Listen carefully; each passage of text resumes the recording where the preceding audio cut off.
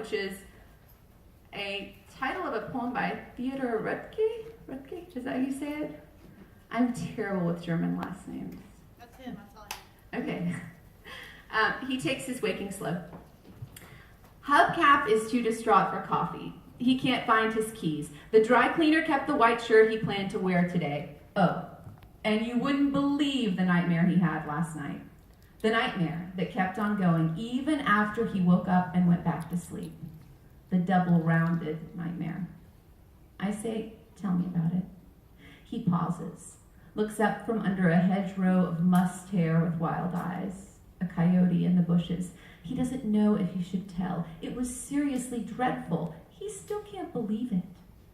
I pretend to sketch a vase on the thin white skin inside my arm. This is a diversion tactic to keep Hubcap from feeling like he has to share. But the tactic doesn't work because Hubcap starts pacing. He thinks if he describes the nightmare, exposes it to daylight, it will lose its hold over his mind. He hopes to be unhaunted. Gila monsters? I try to keep it casual. If only. No, much crazier, honey. It was about you. Your skin turned gray, and your cheekbones were all sunken in like moon craters. You were a zombie. An eerie, wraith-like, miserable zombie. But also still yourself. Still witty, still standoffish. Honestly, those traits suited you more as a zombie than in real life. Maybe zombies seem dead or lifeless in movies, but you didn't seem dead so much as jaded. A pure jadedness.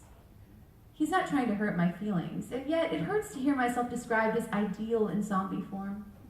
As if the human part of me is missing an essential brick, maybe a basic human brick.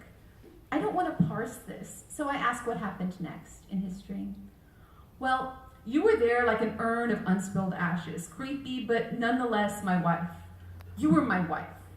It wasn't your fault you'd become a zombie, and things looked gray. I wanted to run and save myself because a human and a zombie can't coexist. One has to destroy the other. And to destroy is just 2 letters away from destory.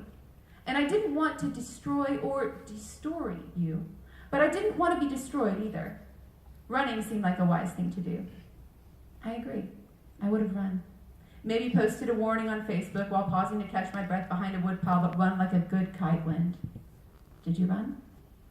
Well, I woke up horrified. You were laying beside me in bed, snorkeling, which made me feel better, so I went back to sleep only to find the nightmare begin again. Picked up where it left off, at that junction of critical decision, to run from my zombie wife or to stand there in shock. I tell him the suspense is too much. I tell him he might have another nightmare on his hands if he doesn't finish the story. A nightmare isn't a story, but both can be cliffhangers, and that's where I am right now, hanging off the cliff of what next. He grins, dumbstruck, happy as the last hole on a mini golf course. One of those expressions I can't explain or understand. Another mystery of life. How the things that make him happy are often the things that make me sad about the world. You started to grab my hand and then looked at me, made eye contact, and then placed my middle finger into your mouth and started chewing.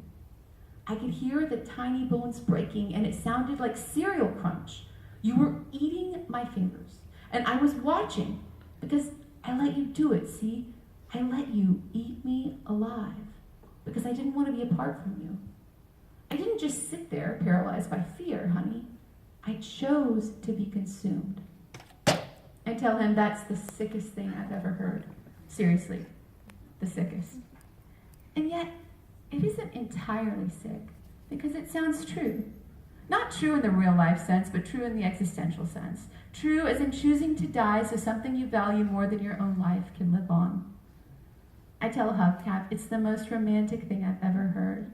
And maybe existential problems can only be explained through particle physics and zombie hypotheticals. Maybe zombie dreams are all we have left to say true things. Like, I love you. I'm here.